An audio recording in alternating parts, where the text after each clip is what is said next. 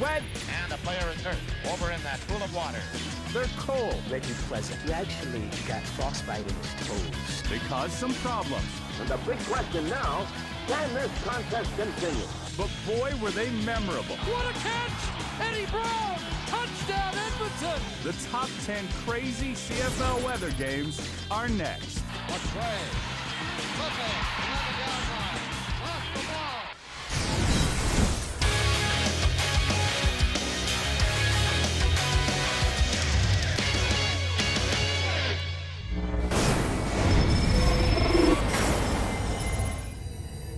Hi, everybody, and welcome to another SportsCenter Top 10 special. I'm Darren Detition. We are glad that you tuned in. You know, we are so fortunate to live in such a fantastic country, but with it comes some pretty crazy weather that can wreak havoc with our day-to-day lives and with our football. Let's begin our countdown of the CFL's craziest weather games with some cold and windy conditions in Grey Cups.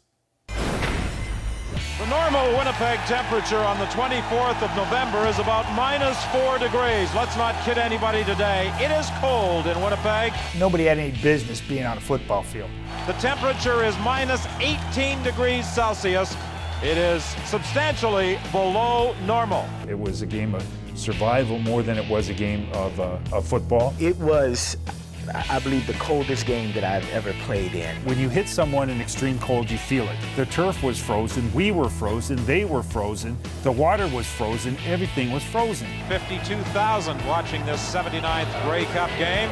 Some Arctic air moved in, and as a result, the mercury has plummeted. Reggie Pleasant, who was a cornerback for us, he actually got frostbite in his toes in that particular game. The comical part is there was no trash talking because everybody was just trying to get through to the next play. It was one of the quietest games I've ever played in. They want to see what wind conditions are like in the second half, and the Calgary Stampeders will have that advantage. It was one of those things when Rocket Ismail had a step, it may as well have been 50 yards. The Rocket looks for a hole.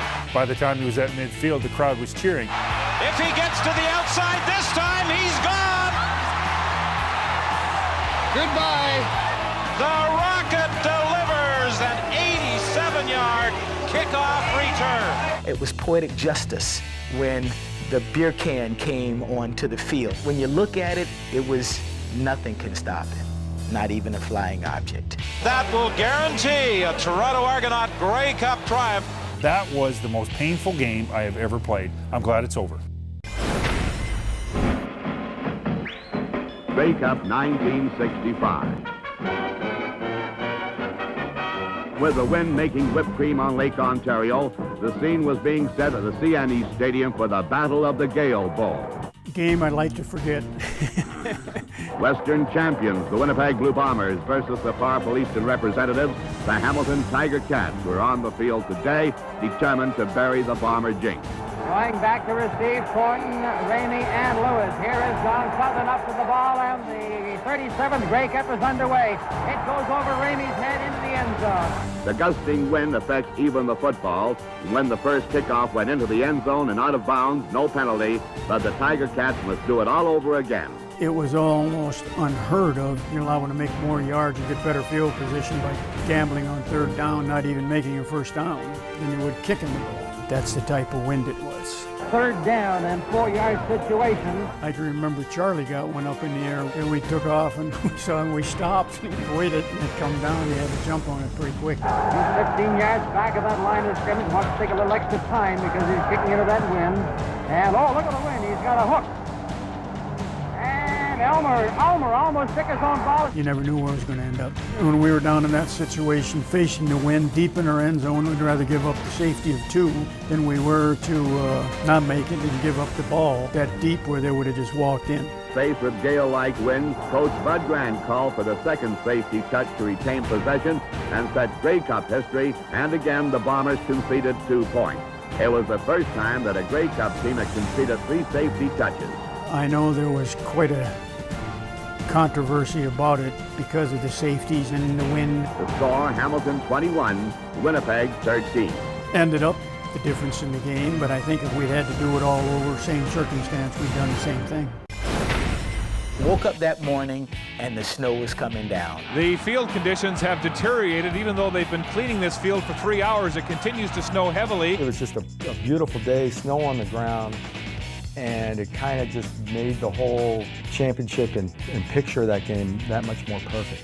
The Eskimos, champions of the West, the Argos, class of the East. The 84th Grey Cup is on the line. You have a game this much snow, this much inclement weather, you're not going to score very many points. And then, first down, Edmonton with the football. McManus going up top for Eddie Brown. What a catch! Eddie Brown! Touchdown, Edmonton! We stacked two receivers. One guy goes deep. The trail guy has an option route. Eddie Brown, he was our deep guy. I've seen it on tape 1,000 times, and I did see it well. It was just a phenomenal play, especially under the conditions. then you come back and Jimmy the Jet has the answer. Cunningham from his 30, across the 35, and Jimmy Cunningham's doing it again. Cunningham is going to score. Touchdown, Toronto. They were amazing plays by both sides all day long. And this is Gizmo Williams. Henry Williams with a crease, and now he'll get outside over midfield. Henry Williams, Vanderjagt trying to track him down, won't do it. Gizmo scores. We didn't get a lot of the breaks, if you will, during the course of the game, but we got one huge break. Third and less than a yard. Flutie will keep. Not much there. Ball popped loose. I think this play was blown dead way too soon. The ball is out clearly at the snap. That should be an Edmonton Eskimo football. And Ronnie Lancaster out on the field, incensed. The fact that the play was blown dead and was not called a fumble, it wasn't as big a deal as the fact they gave us a first down. No turnovers in the game, but there should be one. It may very well have won the game for us, and there's no two ways around it. Double blue and Grey Cup champions in 1996. The images I have of that game, the still photos from after that game, it was really a slice of Canadian football. The day before, believe it or not, we were outside in shorts and t-shirts and running around the field, and then you know what it's like in Calgary. All of a sudden it was 40 below zero. Defending champion Montreal and Edmonton prepare for their second consecutive meeting in Canada's Professional Football Championship, the Grey Cup. 1975 in my mind will go down as the coldest day I ever spent in my life. We were offered one of the big blowers to warm our hands. Marv Levy said, no, if you take the blower, you're not going to be men. You got to be tough, We're going to give our blower to Edmonton. Edmonton had two blowers. Jones finds Larry Smith on a little swing pass. A short 4 yards, and that sets up a field goal try. Don Sweet from 35 yards out is good. The difficulty was not the ball, or it was not the field itself. It was actually the ball was just like a rock. They brought out our summer mesh jerseys with the big holes in them, and they forgot to bring our winter jerseys. So here it is, all of us wearing little t-shirts, cut off gray t-shirts with our shoulder pads. Wade came off the bench to lead the Owls to the Grey Cup last year. Can he do it again? And then with about a minute 30 left, Sonny made 3 plays. Montreal needing a field goal to win. Dumps a pass to Larry Smith. I was lucky enough to make one play for about 30 yards, and then Joe Perry made a 40-yard reception. He's looking for Joe Petty. And he's got him. Mike Fink keeps Petty from going all the way. I guess it was about the 19-yard line with 2 seconds left to go. And I'm going, all right, we're going to win the Grey Cup. And the Alouettes on the Edmonton 15. Plenty close enough for a winning field goal try. Jones has trouble placing the ball. The kick is wide. The Alouette bench can't believe it. Eskimos concede the single point, making it a 9-8 game. And victory for the Edmonton Eskimos. I don't think I ever missed anything inside of 30 yards in years and years, and to miss an 18-yarder to mean so much, it's something that I've lived with. It was like we never played the game, because when you lose a Grey Cup like that, it's like you were never there. You survived the first 4. Up next, an all-star game turns into anything but a sunny walk in a park. They gave us some nice barley soup at halftime, laced with some rum.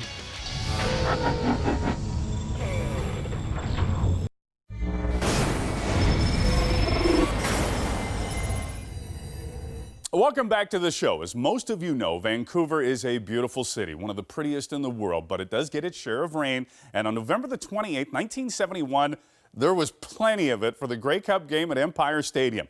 Add in brand new artificial turf, and you've got the recipe for disaster. At least that's the way it worked out for the 1971 Toronto Argonauts. Here are moments 6 through 4.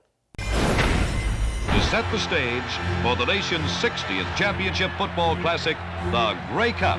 Well, it had rained for 2 or 3 days. This was the first Grey Cup to be played on an artificial surface. And the way the field was arced, you know, it was supposed to drain off on the side, but it really didn't. The Stampeders arrive, seeking Calgary's first Grey Cup in 23 years. And Toronto Argonauts, Eastern champions for the first time since 1952. You could run, it was splash, you slide in it, you tackled, I mean, it was terrible. A brilliant catch by Rudy Linderman.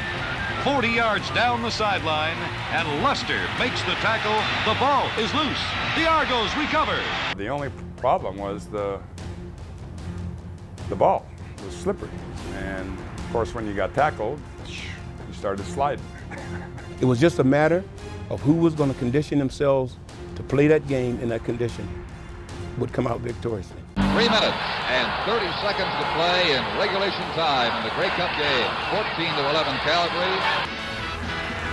Keeling from the Calgary 30, throwing deep for Henderson. Intercepted by Tricky Dick Thornton on the Toronto 45. After Dick intercepted the pass, as he was running towards that end zone, that's where the car sat that went to the MVP of the Grey Cup. And all Dick Thornton could think about in his mind was, that car is mine, that car is mine. And at the 12-yard line, Dick Thornton has Toronto within scoring range, 2:26 to play. McQuay, flipping, 11-yard line, lost the ball. And recovered, that's the indication. I was standing on the sideline watching him, and he went to make a cut, and he slipped. McQuay heads toward the goalposts. Then the costliest fumble of the year. Well, actually, he hardly hit at all. I was forcing the sweep on that side, and he planted to cut up, and I planted to come in, and we both get dumped, and he fell down, the ball popped out. And then I'll remember coming to the sidelines after Leon fumbled, and I looked at Dick, and he went, "That car's not mine anymore, is it?" I said, "No, it's not." Calgary 14, Toronto 11. Stampeder fans have waited 23 years for this moment, and the Calgarians go wild. Today, the site of the final Canadian football game for 1956. The All-Star game that we played out there, and both of them, I think, were rather nasty days, wet and cold. And the reason I seem to remember that is they gave us some nice barley soup at halftime and laced with some rum. According to the Weather Bureau, Vancouver receives an annual precipitation of just under 59 inches. And on this particular day in December, the city is in luck. It's getting all of it today. All was, as you'd imagine, slippery and wet and miserable after you got tackled. If you hit on the ground and in certain areas of the field, it really was icy cold water, and you didn't want to get that in your pants. Really. Nice bit of broken field running by Hal, but he loses possession of the football. It's loose. I guess the All-Star game at that time meant that you were one of the best players in the league. Normie Kwong cracks over into pay territory, the first score of the ball game. Little Normie Kwong shivering and shaking on the sideline. Somebody called me and said we lost 30-0, and I wasn't a bad offensive guard, but I said, how in the hell did that happen, you know? The game is over. The West 35, the East nothing. The Big O, Montreal's Olympic Stadium. 48 hours before an unexpected winter storm from the south ended Indian summer, forcing fans and players alike to endure wintry weather at this year's Grey Cup Championship. The weather was terrible. There had been a big snowfall the night before. We got in the stadium, we go in the field, and all of a sudden we look at the field and say, God, it's covered with snow and ice. Well, it's obvious the fans are ready. Over 68,000 from every part of Canada. The third Grey Cup meeting between these two teams in the last 4 years. And then I guess what they tried to do was clean the field off as best they could. So 2/3 of the field was basically ice. I guess about an hour and a half before the game, Tony Proudfoot said, you know, I found this staple gun, and I'm going to put like staples in my shoes. The nipples in the bottom of the shoe were probably about 20 to 30 on the bottom. And you put a staple this way and a staple that way, and like a 4-star stud. And what happened was it actually gripped the ice. Santucci fumbles, and Tony Proudfoot recovers. he was making cuts, and it was amazing. So all of a sudden, we found out who the fellows were in the maintenance area, and we had about 10 staple guns, and so all you could remember was that sound of tat-tat-tat-tat-tat-tat-tat-tat. Don Sweet is called in for his 5th field goal attempt. 30 yards, and it's good. Did it make a difference? I think it did. If it didn't any other way, it did psychologically, because I felt ahead of time. Obviously, it did make a bit of a difference, but the real difference that day was how our defense played in the second half. I think it was 6-6 at the half, and we took off at halftime and beat them 41-6. It's intercepted, picked off by Vernon Perry, his 2nd of the day, as turnovers continue to plague the Eskimos. With the conditions that existed at the time on the field, it became apparent that the Ice Bowl would be a great name. And the game is over. The Eskimos won a lot of Grey Cups after that, but that's one they didn't win. As the Top 10 Crazy CFL Weather Games continues, when a roster guide won't help you figure out who's who. That game did not resemble the game of football, but it's still a game. The dirtiest game in CFL history is next.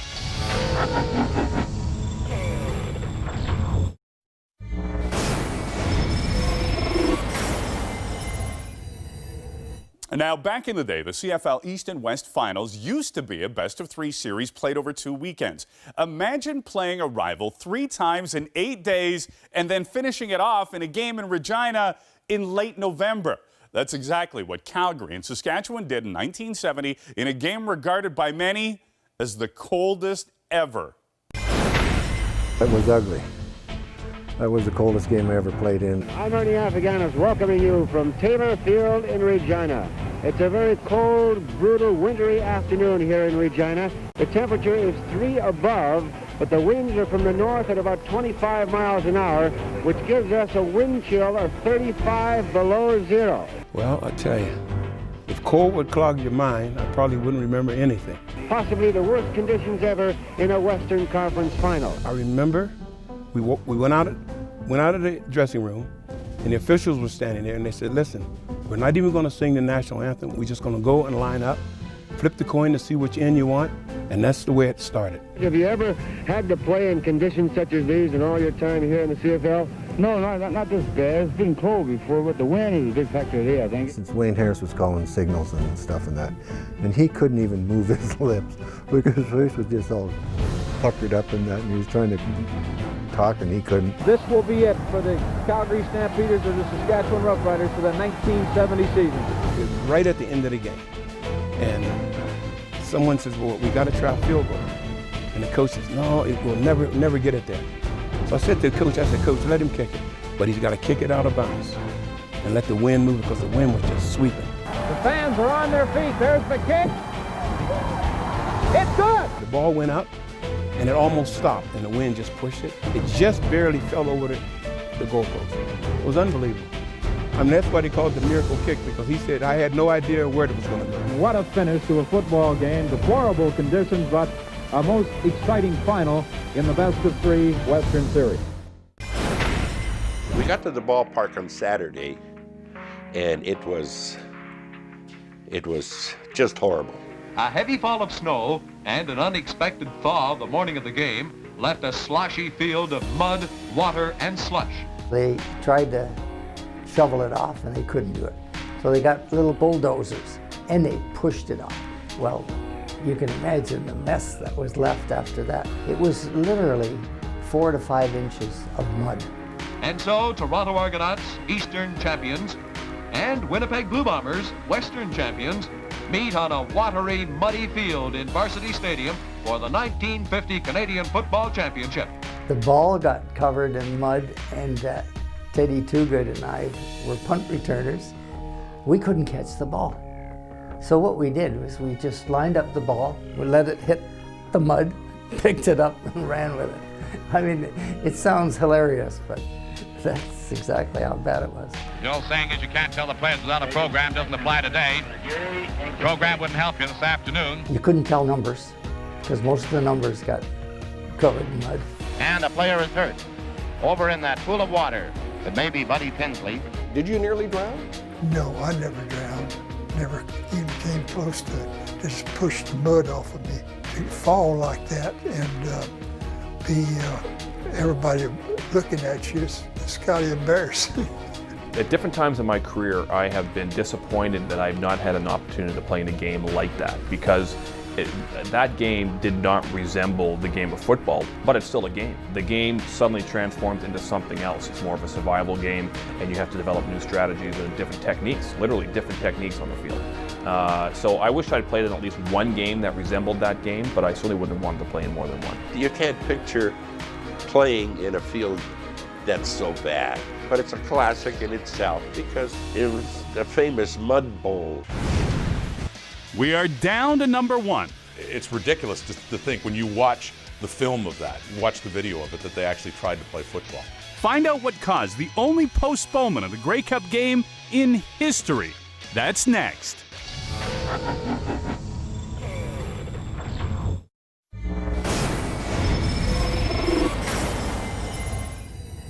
The Toronto Argonauts used to play at CNE Stadium off the shores of Lake Ontario, and when the fog rolled in, it would make its way to the stadium as well. In the 1962 Grey Cup game, there were over 32,000 fans in attendance, but I don't know how many people actually saw the game. Here is the number one CFL's craziest weather game, the Fog Bowl.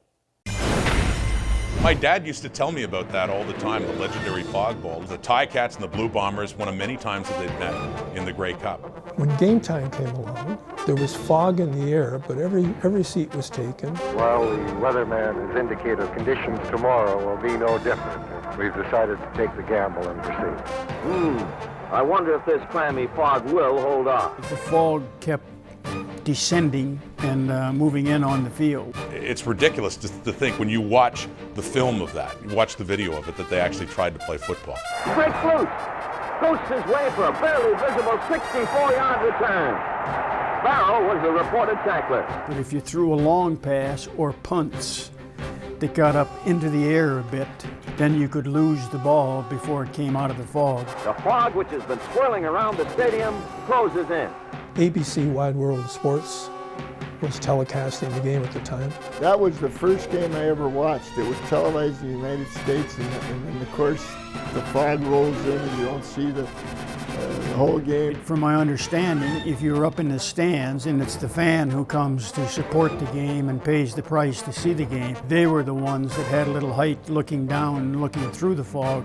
They couldn't see some of the plays. The game is called and will be continued tomorrow, Sunday, with 9 minutes and 29 seconds of the fourth quarter still to be played. So that was interesting to go in and take off all your gear, take a shower, go home, sit around, get a night's sleep, get up the next day, strap it back on, and go out and finish the last 9 minutes.